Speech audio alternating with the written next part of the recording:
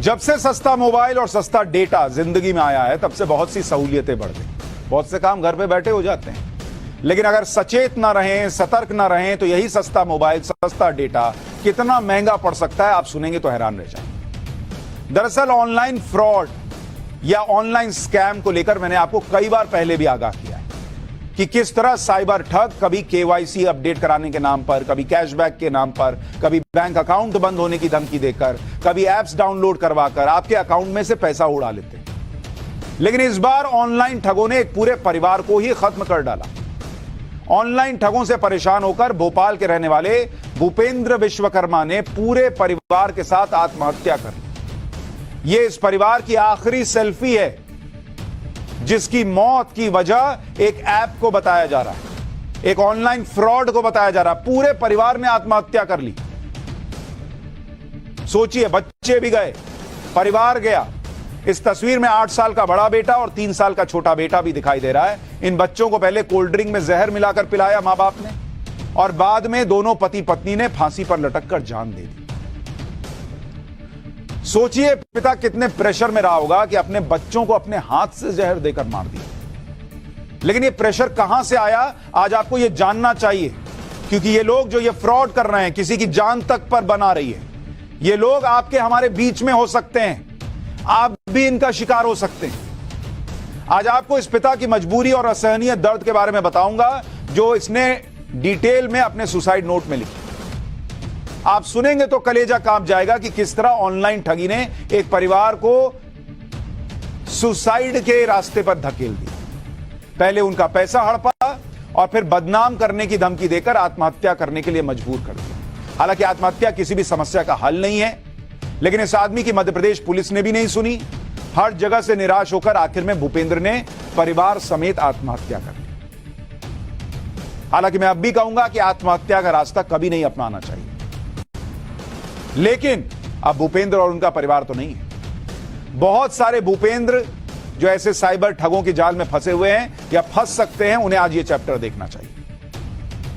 भूपेंद्र को साइबर ठगों ने किस तरह फंसाया, कैसे मामला आत्महत्या तक पहुंचा, इसके बारे में आगे बताऊंगा, ताकि आप भी ये समझ सकें कि ये लोग किस तरह लोगों को अपना शिकार बनाते हैं। भूपेंद्र की तरह बहुत से लोग इस समय इन साइबर ठगों के जाल में फंसे हुए हैं, लेकिन बदनामी के डर से चुप है।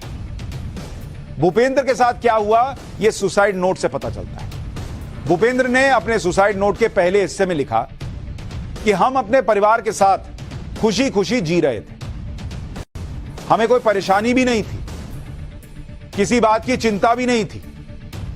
लेकिन अप्रैल के महीने में मुझे मेरे फोन पर एक ऑनलाइन काम करने का व्हाट्सएप का मैसेज आया।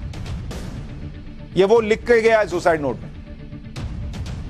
टेलीग्राम पर पुनः ऑफर आया, थोड़े से पैसे एक्स्ट्रा कमाने के चलते और जरूरत के लिए एक्स्ट्रा वर्क करने के लिए तैयार हो गया, जिसके लिए ज्यादा समय भी नहीं देना था। तो मैंने शुरू कर दिया, जिसमें मुझे शुरू में थोड़ा फायदा तो हुआ, पर धीरे धीरे एक दलदल में मैं धंसने लगा। भूपेंद्र ने आगे लिखा कि मुझ पर काम का दबाव ज्यादा आने लगा। पहले बोला गया कि पैसा कमाना है तो काम कर लो, उसके बाद काम बढ़ाना शुरू किया इन लोगों ने। ऑर्डर को कंप्लीट कर दो, इस ऑर्डर को कंप्लीट कर दो, अपने पैसे ले लो, कमीशन ले लो, ये सब बातें बोलने लगे ये लोग। आगे लिखते हैं भूपेंद्र कि जब मेरे पास पूरे पैसे खत्म हो गए तो कंपनी वालों ने लोन का अरेंजमेंट करने को कहा और लोन भी दिलवा दिया। मुझे नहीं पता था इस मोड़ पर आकर खड़े हो जाएंगे कि हमारे पास कोई रास्ता ही नजर नहीं आएगा। भूपेंद्र का सुसाइड नोट मैं आपको इमोशनल करने के लिए नहीं सुना रहा, बल्कि यह बताना चाहता हूं कि ऑनलाइन फ्रॉड करने वाले किस तरह आपको टारगेट करते हैं। इस वक्त बहुत से लोग भूपेंद्र की तरह फंसे हुए हैं और उन्हें सामने कोई रास्ता दिखाई नहीं दे रहा। अपने सुसाइड नोट में भूपेंद्र ने आगे लिखा कि जून में लोन इतना ज्यादा होता चला गया कि लोन रिकवरी वालों ने धमकाना शुरू कर दिया। लोन दिलवाया पहले, फिर लोन के नाम पे धमकाना शुरू किया। जून में कैसे भी करके ईएमआई चुका दी, लेकिन जुलाई में लोन वालों ने मेरा फोन हैक करके उसकी डिटेल निकालकर मेरे सभी रिश्तेदारों, दोस्तों और साथियों को ब्लैकमेल करना शुरू कर दिया। धमकाने लगे कि तुम्हारी फोटो को अश्लील बनाकर सोशल मीडिया पर वायरल कर दूं। इन्होंने मेरे बॉस की डीपी का मिसयूज किया, जिससे मुझे अंदर से बहुत ज्यादा शर्म महसूस हो रही है। मेरी एक गलती की सजा मेरे साथ रहने वालों को ब्लैकमेल करके भुगतनी पड़ रही है। भूपेंद्र ने आगे लिखा कि इसकी सारी जानकारी देने वो साइबर क्राइम ऑफिस पर भी गए, लेकिन वहां अधिकारी ना होने के कारण और अवकाश के चलते मामला टलता चला गया। सुसाइड नोट के आखिरी हिस्से में भूपेंद्र ने ऑनलाइन ठगों से रिक्वेस्ट किया है कि लोन के लिए परिवार वालों को परेशान न किया जाए। भूपेंद्र ने अपने माता पिता और रिश्तेदारों से भी माफी मांगी है और लिखा है सॉरी फॉरएवर। एक हंसता हुआ स्माइली बनाया है आखिर में और अपनी अंतिम इच्छा लिखी है कि पूरे परिवार का अंतिम संस्कार एक साथ किया जाए। इसमें कोई शक नहीं कि भूपेंद्र ने जो किया वो सही नहीं था। शायद अगर उसने थोड़ी हिम्मत रखी होती और पुलिस ने उसका साथ दिया होता तो आज तस्वीर कुछ और होती। अब आपको बताता हूं कि भूपेंद्र के साथ हुआ क्या, उसे किस तरह लोन के जाल में फंसाया गया। सबसे पहले आपको व्हाट्सएप पर मैसेज आता है ऐसे मामलों में कि क्या आप घर बैठे काम करके इतने पैसे कमाना चाहते हैं, इस तरह का व्हाट्सएप मैसेज आएगा।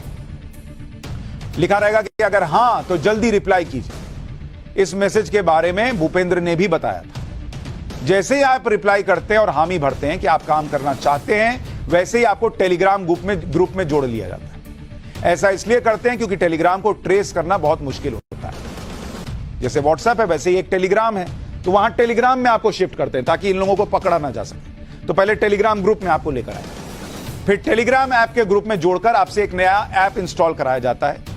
टेलीग्राम ग्रुप में आपको टास्क दिया जाता है कि आप सोशल मीडिया पर पोस्ट को लाइक कीजिए, कमेंट कीजिए तो आपको पैसे मिलेंगे।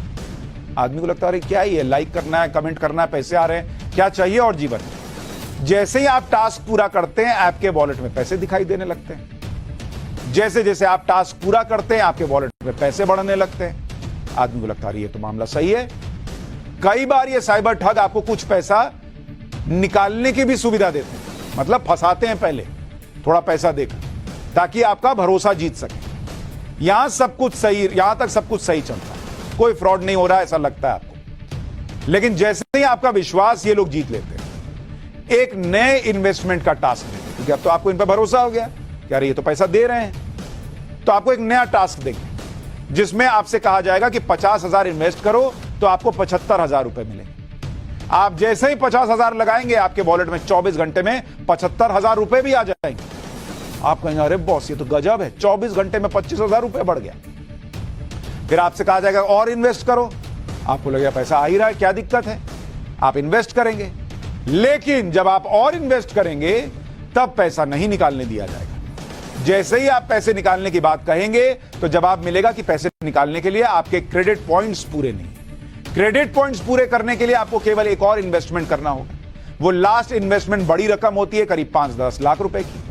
आप जैसे ही कहेंगे कि आपके पास इतने पैसे नहीं है तो आपका चाइनीज कंपनी की ऐप से लोन करवा दिया जाएगा, जिसका ब्याज बहुत ज्यादा होता है, लगभग 40-50%। आप जैसे ही लोन लेकर आखिरी रकम जमा करेंगे आपको लगेगा कि पैसा आएगा, उधर चुका दूंगा। वो टेलीग्राम ग्रुप, मोबाइल नंबर सब बंद हो जाएगा। फिर लोन कंपनियां आपके पीछे पैसे के लिए पड़ जाएंगी। वो कहेंगी किसने किया, हमको क्या पता, तुमने लोन लिया, तुम पैसा दो। वो धमकी देने लगेंगी।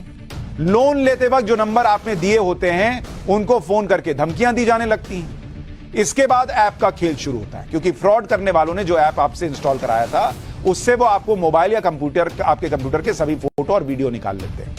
फिर निजी फोटो और एडिटेड फोटो वायरल करके धमकियों का दूसरा दौर शुरू हो जाता है। अब शरीफ आदमी डर जाता है कि भाई मेरी तो ऐसी ऐसी फोटो वायरल कर रहे हैं ये लोग, और घबराहट में गलत स्टेप उठा लेता है। दूसरी समस्या यह है कि इस तरह के केस में पुलिस को महीनों लग जाते हैं, क्योंकि इसमें इंटरनेशनल गैंग भी शामिल होता है जो क्रिप्टो करेंसी में काम करता है। इन्हें ट्रेस कर पाना बहुत मुश्किल होता है। इसलिए भूपेंद्र के साथ जो हुआ वो एक सबक है, और ये ऑनलाइन फ्रॉड का एक केस और एक तरीका, ऐसे दसियों तरीके चल रहे हैं। इसलिए ज्यादा पैसा कमाने के, जल्दी पैसा कमाने के चक्कर में मत फंसिएगा।